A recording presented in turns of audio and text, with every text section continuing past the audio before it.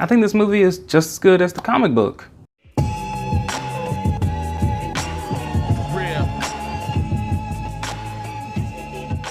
Welcome to the Objective Review of the latest DC animated film, Batman Hush. And in Objective Review, I break the movie down into 6 categories and assign some weights to them depending on genre to have the most honest, unbiased, objective review as possible. So let's get started with the first category of story.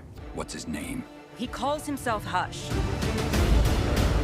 The events of the past months reach as high as Superman and as low as the Joker.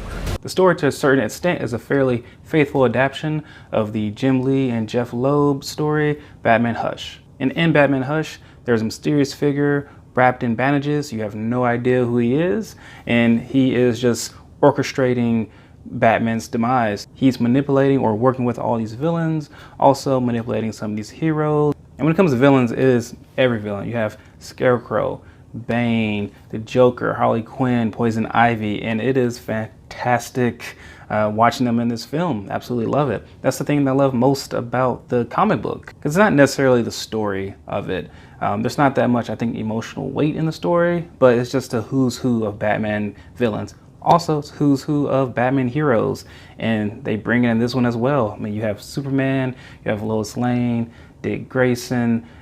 This time you have Damian in it, and of course you have Selina Kyle, and she plays far more of an important role here than in the book, so it makes it seem more of like either Heart of Hush, or actually I think there's a lot of influence from Tom King's recent rebirth of Batman, and also maybe a little bit of Mask of Phantasm. Maybe I'm just projecting here because I was just riding in my car and I was listening to that soundtrack, specifically that song, I Never Even Told You. Such a beautiful song, gosh. But I feel like that song related a lot to this film, and it would have been very fitting for it. Now, I don't want to get too far into the story because there are some things to talk about, and I'll talk about the spoilers in this film at the end of this review, so watch the rest of this review and check that out.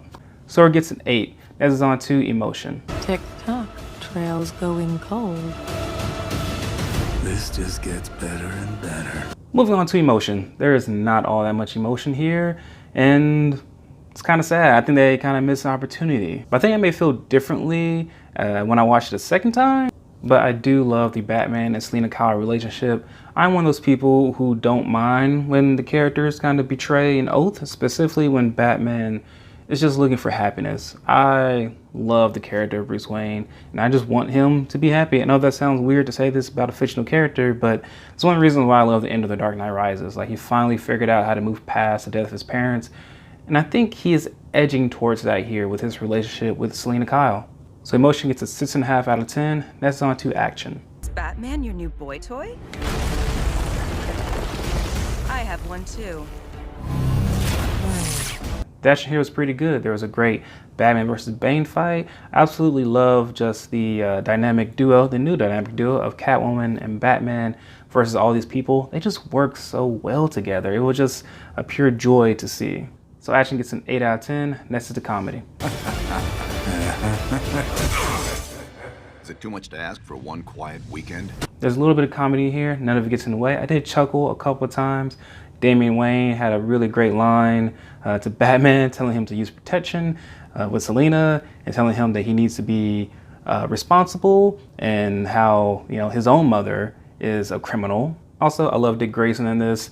He just brings a lot of that charm, a lot of that just, he is Batman's best friend. Like, I just love that relationship, and he brings a lot of humor to it. But there wasn't any laugh out loud moments, so comedy was good, serviceable. Gets a 7 out of 10. That's on to acting. Falling out from under the carpets now.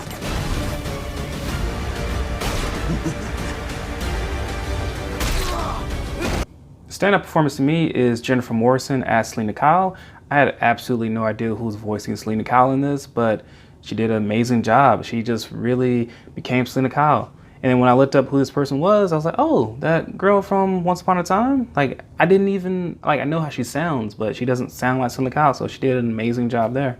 Jason Momoa reprises his role as Batman, and he is not my favorite Batman voice actor. I think I'm just kind of getting used to him. And everyone else does fairly a good job. So acting gets a 7.5 out of 10. That's on to directing. All were set into motion by Hush. I was really surprised that I really liked the animation. I haven't been a huge fan of the animation with these DC shared animated universe movies. I feel like they're just kind of grayish, but this one did not have the issue. I think it may have to do with the change of the Batsuit. These past movies, Batman has had this like pretty dark gray and light gray Batsuit, and it kind of just blends into the background. While here he has the blue Batsuit, and it just shines. It just looks really good. I think it really does a good job of showing that Jim Lee aesthetic, especially with his short ears. Also lately, these past two movies have added an extra 10 minutes to the runtime, which I think is really good. It really lets the story just build out a little bit more. So directing gets a 7.5 out of 10. That brings our weighted average score to a 7.4 out of 10. I enjoyed this movie. I think it could improve in a couple different areas. But onto spoilers. Spoiler warning, spoiler warning. So when I was watching this and I got to a certain point about the Riddler in prison, and he was saying how he's the mastermind behind all of this, I wasn't even taking him seriously because I just thought to myself, oh, the Riddler's just lying. Of course the Riddler isn't planning any of this. Eventually Hush will come out. But also while the movie's going on, I was realizing that we didn't get a backstory to Tommy Elliott, and that made me kind of question a couple things. Although honestly, I didn't question it enough. But that's when the movie, I think, started to get really good. Once I got over that initial shock and initial like, oh, this is crap, I started being way more invested into it. It was like, well, now anything can happen. Like, Batman could possibly try to kill the Riddler. Like, how close he's gonna go up to that edge. Like, Selina Kyle could kill the Riddler, and she actually does. And I love that. Like, Selina and Bruce's relationship, while I want it to work, it could really never work, because she always just rides that fence, and Batman lives in a world of black and white. Not only will he not kill, he will do everything he can to save anyone. Doesn't matter if you're a villain or a hero, he will go out of his way, even that means risking his own life to save him. And Selina Kyle is not that way, but I commend her in this movie to where, you know, Batman's holding on to that rope, holding on to the Riddler, the whole building's about to explode. She's just like, you know what, screw this. No, I'm not giving you that option to throw your life away. And kind of reminds me of Tom King's run. Like, Selina called off the wedding because she didn't want to be responsible for taking away Bruce Wayne's edge of being Batman. And also, this relationship would never work. I mean, Batman is married to the mission. Absolutely everything else in his life comes second to that, including Selina Kyle. And I know this didn't follow the comic, but like I said before, the Hush aspect of Hush wasn't the most interesting thing about the book to me. It was just all the villains just interacting with Batman and just driving his life crazy. All right, let me know what you think about the twist, and do you like it? Do you hate it? Whatever, let me know. And if you liked this video, please like, comment, and consider subscribing. And sincerely, thank you for watching. I'm out.